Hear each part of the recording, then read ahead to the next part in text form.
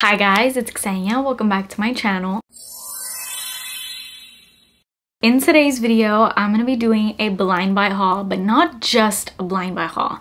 This is the best blind buy haul I've ever done. I randomly went on a little Burlington shopping spree. I hadn't gotten into Burlington in so long, and I walked in and I was determined to find some good perfumes, and I did. Every single one of these perfumes ended up being so good. It's so exciting when you blind buy a scent and you rip it open and it smells so good, or it smells exactly like what you imagined it would. I also love blind buying because you can just find so many perfumes that you don't typically hear about. I love talking about perfumes like this because I think social media is, especially nowadays where perfume is so big, it's kind of overly filled with people just talking about the same old perfumes, and I fall into that trap too because I mean at some point there's only so many perfumes you can talk about and you want to talk about all the new stuff, but in my opinion I feel like the new stuff all kind of smells the same, whereas the old stuff had so much character. Is that just me? I don't know. I feel like older perfumes just are so much better than anything coming out nowadays. Not all of them, but a lot of them. The majority of these I got at Burlington, and then I also went to Ross and got a couple more there. And then I also bought one of these perfumes on Amazon, but every single one of them is a blind buy and a successful blind buy. Oh, and obviously every single one of these is so affordable. All these perfumes are under $30, so if you can look out and find any of these at your local discount stores, definitely go and check them out. That's all I'm gonna say. Let's get straight into this video and talk a little bit more about these scents. Please subscribe to my channel if you haven't already and turn your post notifications on, and let's get started. I think I'm gonna save my favorite for last, so stay tuned. But let's start with this. I'd seen some people haul Missguided perfumes and I wanted to find them, but I would go to my Ross where people would say that these would be, and I never found them at my local Ross. I ended up finding this at Burlington. I think it was around $20. I took off the prices for all these. Obviously they don't have the packaging on anymore, but when I opened this I was like, this looks like a Red Bull can or something. It literally is a can and you just like spray it up here and it comes out here. So I thought the packaging was kind of cute and it was so inexpensive. This one is called Babe Power. I know that there's a few of these, and Missguided is like a clothing company, or so I thought. I guess they also have perfumes. Now this is a sweet floral and fruity fragrance. That's what it says at the top. Now always my little routine when I'm blind buying scents is I go on Fragrantica and look up the notes, and also look up what perfumes are compared to, and maybe a little bit of reviews, but Fragrantica reviews can really throw me off sometimes. If I had listened to Fragrantica reviews when I've blind bought some of my favorite perfumes, I would have never got them. So I've learned at this point to not solely rely on the reviews. I definitely read a couple, but I don't let it get to me too much. I just kind of get an idea of what people are saying. With this one, I was kind of going back and forth on it because I saw that kind of the #1 compared perfume to this is Hypnotic Poison by Dior, which you guys know I decluttered, not because I didn't like, but I just don't currently live in the climate for that perfume. Hypnotic Poison is very strong, very intense, and very much a wintertime scent. It's just too thick and too sweet for over 100-degree weather, which it pretty much is in Florida every day. This perfume really got me when I saw the cherry note, because cherry is one of those notes where it's overdone so much, but I feel like a lot of the times it's just not done right or not done enough. It's just very faint in most perfumes. You'll see that it has cherry, but you spray it out and it smells nothing like cherry, or it smells like cherry for 2 seconds and then it goes away. It also has pineapple, rhubarb, apple, pink pepper, grapefruit, middle notes of orange blossom, jasmine, peony, and base notes of cotton candy, vanilla, musk, and amber. So really good notes, a lot of really sweet notes, really nice fruits. It was just a lot about this perfume that made me think it would be a successful blind buy, and it definitely was. This is a true sour cherry kind of perfume. The cherry is very much here. The whole comparison to Hypnotic Poison I don't agree with, which I'm glad about, because I was hoping that it wouldn't be too much like Hypnotic Poison, but I feel like it's just maybe slightly like Hypnotic Poison, like it's like 10%. Other than that, it's an entirely different scent. It's more just like a cherry candy kind of scent, which makes the scent so yummy in my opinion. And while Hypnotic Poison is thick and dense and wintry, this I could wear literally year round. Like I could wear this right now in the heat. I don't know if everyone would because it's pretty sweet still, but it's not in a thick way. It's more sweet in like a dense fruity kind of way. I hope I'm making sense. It literally smells like cherry candy, like sour cherry candy. And then the base is like this musky vanilla that mixes really well with those dense sweet kind of notes. But I'm always smelling that cherry in here. Even in the dry down, it just always kind of gives off this sour cherry sort of scent on your skin, and it's so yummy. This was such a good surprise. And if you want an authentic cherry scent, like candied sour cherry, check this out. For the price point, you cannot go wrong, and it actually lasts really well on the skin. Next up, I saw this. I did not know this perfume existed, but I've liked a lot of perfumes from this line by Oscar de la Renta.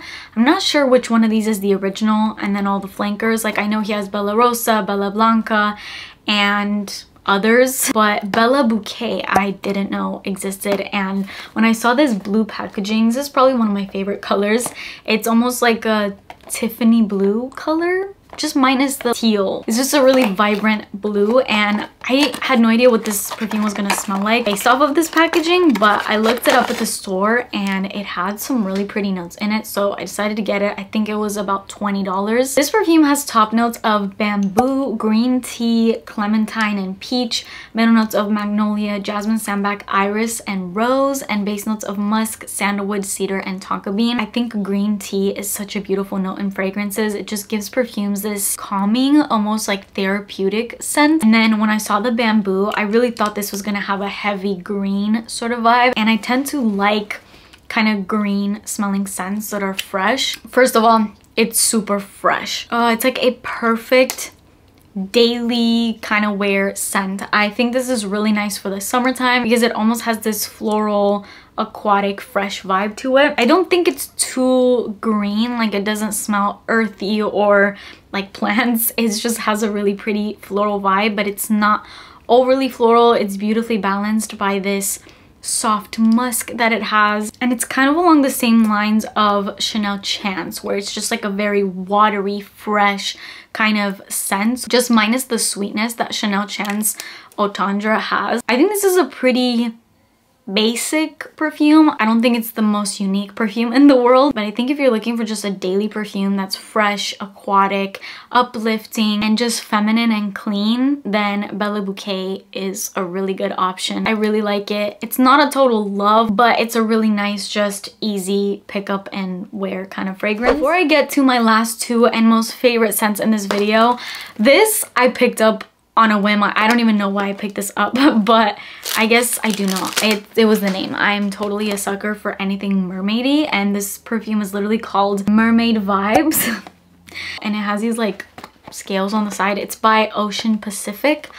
I truly don't know why I bought this. I think this was like $9.99, like literally $10, and it's a 100 ml bottle. And I'm a sucker for anything mermaid. I love mermaids. I love mermaid shows. I just love mermaids, so I thought this perfume was gonna make me smell like a mermaid, so that's why I bought it. I honestly looked this up and I thought it would be a really nice perfume to throw in my beach bag or my pool bag, because I have a beach here, but it's just too hot sometimes to go to the beach, and I don't like getting in the ocean.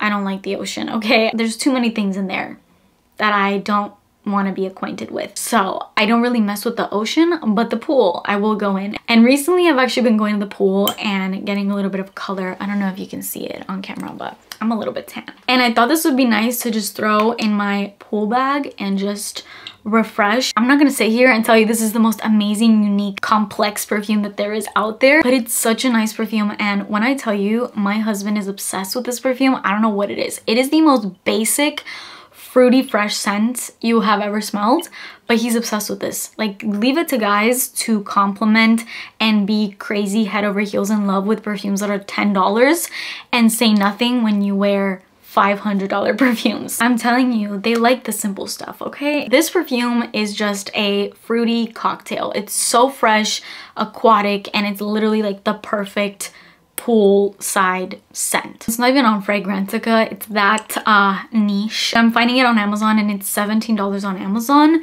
The notes are sea salt, cucumber slice, dewy melon, middle notes of water lily, cyclamen, freesia, violet leaves, and base notes of sheer musks and sandalwood. I think it's very true to the notes. It very much smells like cucumber slice, like dewy melon.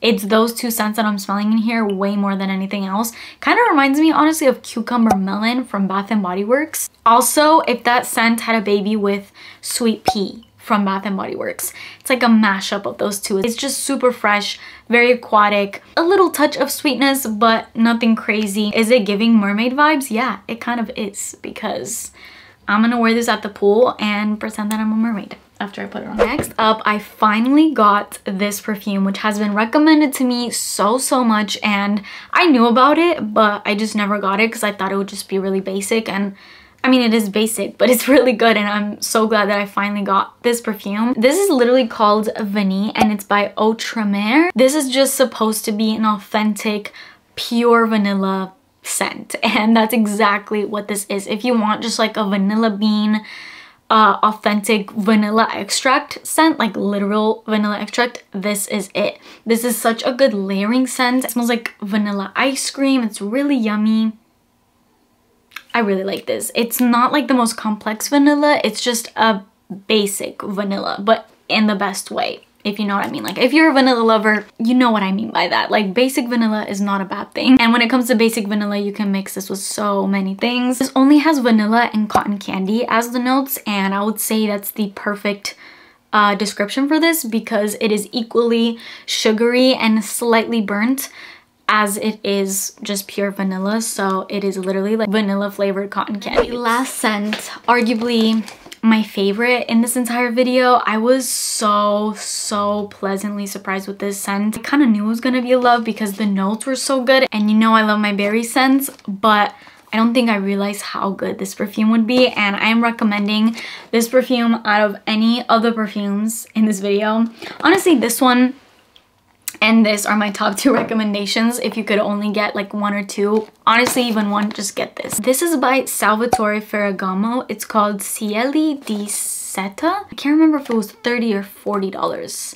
I think it was 30, maybe 40. It's a 100ml bottle, so it's a really decent size, and Salvatore Ferragamo is a designer brand. This is what the packaging looks like. The packaging is so beautiful. It has these like tropical flowers and birds and little butterflies on it. Something about this packaging is so beautiful to me. It's so feminine and pretty. It just looks so mystical and fun. I love it. But the scent, this scent, you guys, this perfume smells like $1,000,000 to me. It's so good. At the end of the day, it's a fresh scent. Like, that's the category of this perfume, but it is one of the best fresh perfumes I have ever smelled in my entire life, and I think that's mainly because it has a good amount of berries in it, and I love my berries. This has top notes of black pepper, middle notes of blueberry and silk, and base notes of musk. I guess simple composition, but a pretty unique mixture of notes. Like, I don't think I have any perfume that has a note of silk in it, and I feel like that's such a perfect way to describe the scent because it's so smooth and refined.